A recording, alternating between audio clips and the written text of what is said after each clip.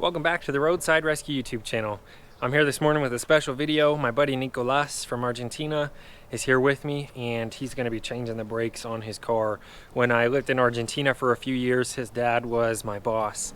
And so Nicolas is hanging out with me, learning how to work on cars, and we're going to see if he can do his brakes by himself. I'll stop him if he's doing something wrong. Other than that, I'll try and let him figure it out by himself. Shouldn't be too hard. He's just doing a pad slap. Basically, his rotors are fine. And we'll see how this goes. So should be interesting. We'll see if he's got what it takes to figure it out by himself. If not, I'm here to help him out. All right, here we are. Here's all the tools that we should need. I went ahead and set those out for him, and I went ahead and jacked it up safely. So that's the only other thing I did for him, because he knows how to jack it up, but we were just getting set up. Anyways, everything's ready to go. Nicolas. Hi, people. Let's see if you can do it. Let's just start with this. Yep. Yeah, it's easy to take them off because you don't have to worry putting them back on. We got to torque them.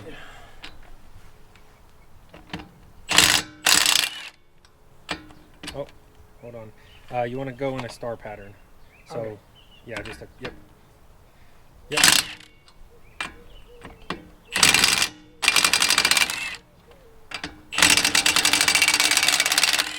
Squeeze the trigger, don't be scared. Okay. There you go. Okay. That's good. Yeah, you can take them off by hand or finish them off with the wrench. But you taking them off and putting them on, you always want to do it in a star pattern, because that can actually warp your rotors. Yes. So. I should put my gloves first. Oh yeah, there's your gloves. Step one. Yeah, pad slaps are pretty quick, so it shouldn't be too crazy.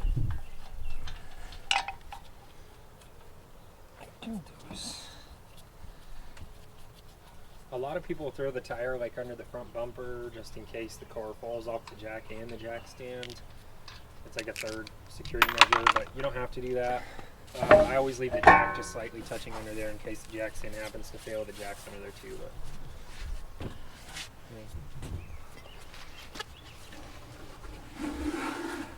But, okay. So I should Yeah, turning the wheel will help. Yeah, we can do that. I usually don't, but yeah, it'll be easier. Okay, now I'll help you out right here just because this is a trick I've learned. Okay. You only have to undo one of these in order to open up the caliper, but on some vehicles, the brake line runs across the top. So if you open the top one, you can't open it far enough to get the caliper off. So I would take off the bottom one, and that way you can bend this. It doesn't matter. You have all the room you need, if that makes sense. So what size is this? Looks like 10? a 14. 14? Or 12. Probably 12. 13, 12. Yeah, those rotors look nice.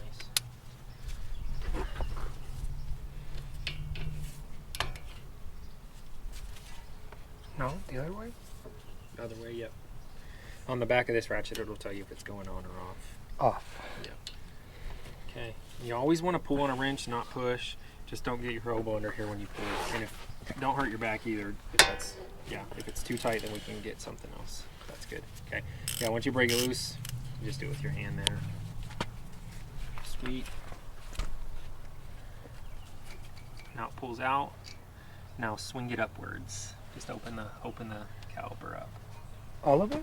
Or just this? Grab right here, you can pull it up. Now once you pull it up, it's fine, keep going. Once you get this past those, you can push the caliper out the back. So push it backwards. Well, I didn't understand. There's a pin right here, so if you push it, oh, is it not clear? Yeah, there you go. So kind of give it a little wiggle. Bingo, and just set it on the top. You can use a clip to hold it up to like a spring or something. Yeah, if you set it on top, it's not going to put any pressure on that brake line, so that's perfectly fine. Okay. So, well, there's your pads, actually. Those look pretty new. What is making this squeaky noise then? So it's squeaking only when you brake. Yeah. Might just be dirty. We can look at the rear ones.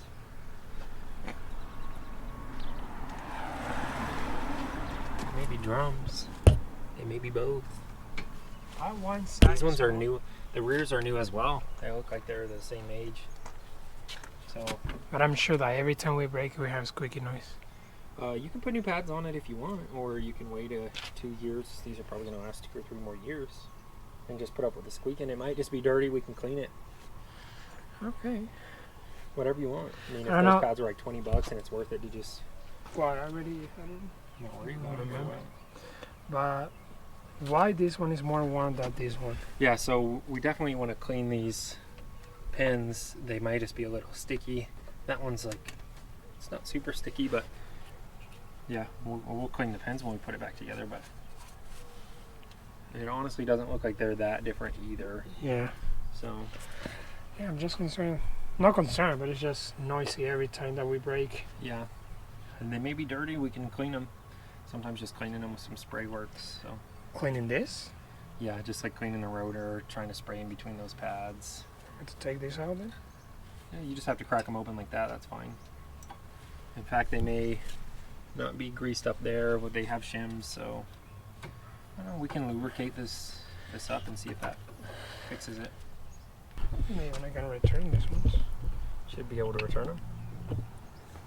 Let me see these. Let me make sure they didn't get like too hot. They look fine. Well, let's clean it up then. Okay, let's clean it. Pop that other pad out and we'll just clean them. That's all you have to do to replace the pads anyways. Yeah. So you just want to like clean these shims. We'll leave them in there. Nice.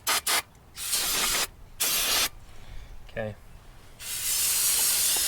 Yeah, you don't want to touch them with your greasy hands, but it's fine. If we take the pads now, some people say do this, some people say don't. They don't do it in the factory, but it does help eliminate squeaking. Just put a little bit of grease on those. You can see a little bit on the back there where the piston touches. These little shims are supposed to help squeaking as well on the back, so just a light little grease on there, put that in the back.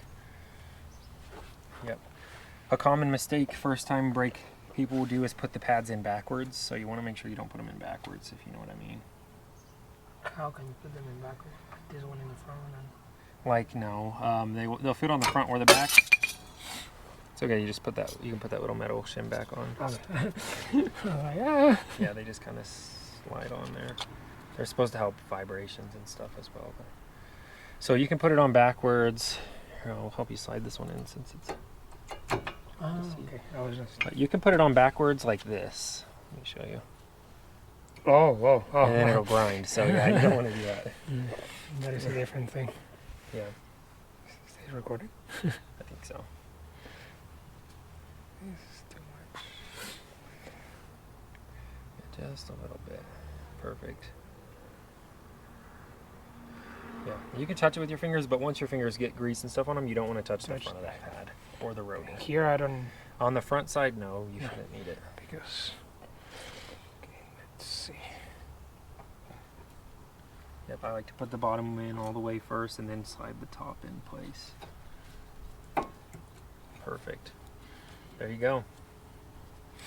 Okay, now we'll clean up these pins. This one's still in the back because we just took the screw out of it. If you take that, we'll get the rag and we'll clean that up. And then we'll put the same grease on that. Yeah, you don't usually need spray on that. You just want to wipe up the old grease. And then we'll put a good little bit of new grease on it. You can over grease these and it'll kind of spill out, so you don't have to put too much. Kind of like that. And you actually don't even have to wipe it with your finger. What I like to do is when I put it in, just kind of spin it, but it'll move around as it's in there. The one thing you can do as well with these rubber boots is now see how the boot's not all the way on, just push it in so that boot clips all the way on. Perfect. The one thing you can do, and I separated this boot when I pulled it off by holding on the boot. If you grab the boot and pull, you can pull the boot out of the caliper, and it's harder to get in that way, so I like to separate the boot and the pin like that. So same thing on the top one, just clean it since it's connected. Perfect.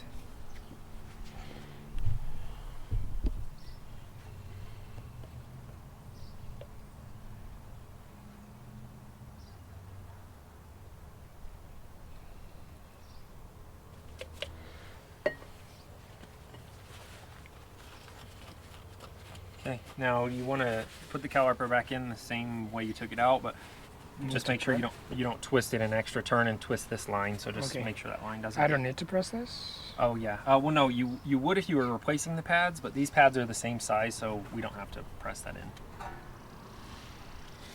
Okay. How do we do this? You got it. Perfect. That boot's all the way on. Now to slide it down. Close it around those pads.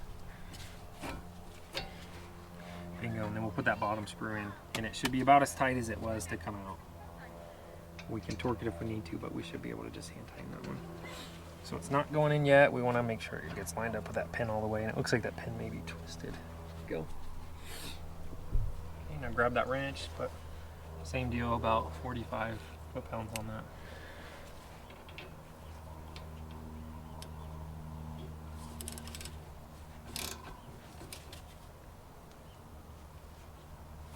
Good to me. Okay, when you're done with brakes, you always want to pump them before you drive off, but we didn't press the caliper and piston in on this one anyway, so. Okay.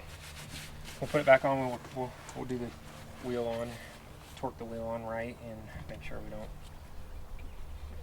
cross thread those, but that's all we have to do.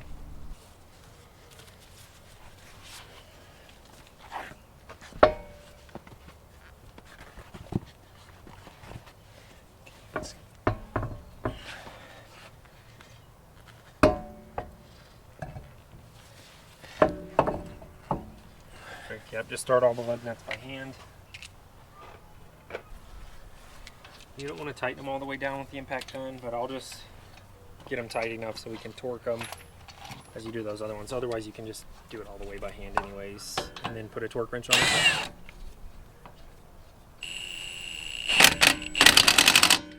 That'll just get us ready to torque it down a little bit quicker. And you don't have to, yeah, you just have to start them like two turns, as long as they're going on easy, and then perfect. And then we would do this one next. At that point, it's not that big of a deal. You just don't really want to go in a circle.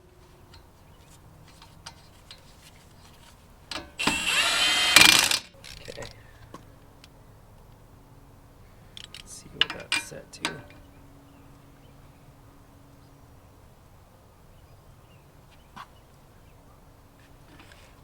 These down to 85. I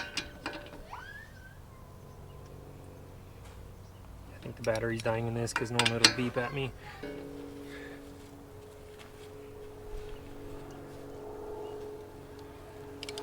All right. That's it. We'll set it down. Just as I say, like, I'm sure that it's quick every time we brake. And sometimes when we brake, it's like, it's not like really fast. Yeah. It may have got hot like when you went on your trip, but it was like that before your trip, right? Before like that. Yeah. All right, so yeah, you can see this caliper pin actually had a bit of rust in it, so maybe a piece of this rust fell out and got wedged between the brake pad. I'm not sure, but we're gonna clean this up. But this one looks like it had a little bit more issues than that other side.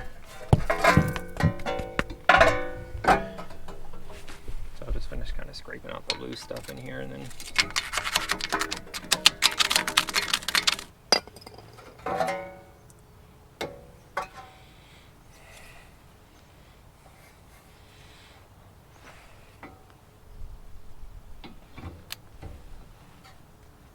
big question, what happens if we break a brake line?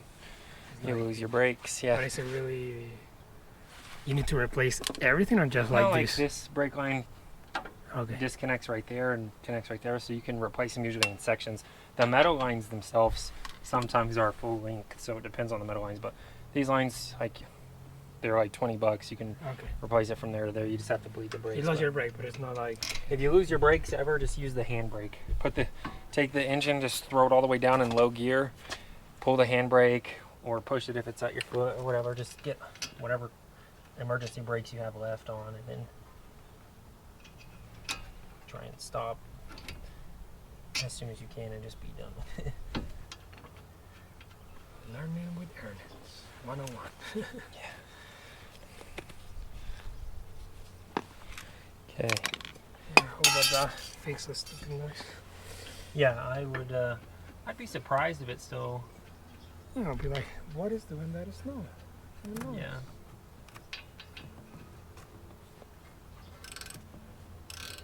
When do you need to bleed your brakes? Whenever you open them up. Okay, so we know how. Yeah, if you open up the line or like take the caliper off like you did, then you need to do it. Okay.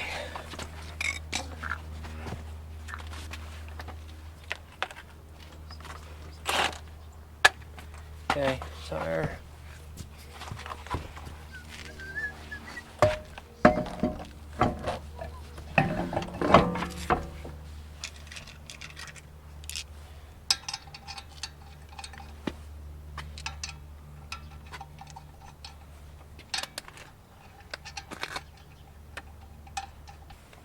I hate the taste of rust. Rust like gets in your throat. It just like leaves a taste in the back of your throat. I can't stand it. Stay there. It's been a lot of rust. You see. You also find that this was bent, Yeah. so probably maybe that was making. Yeah, that little shim on the back was also bent, so that's right. You did burn that. 85.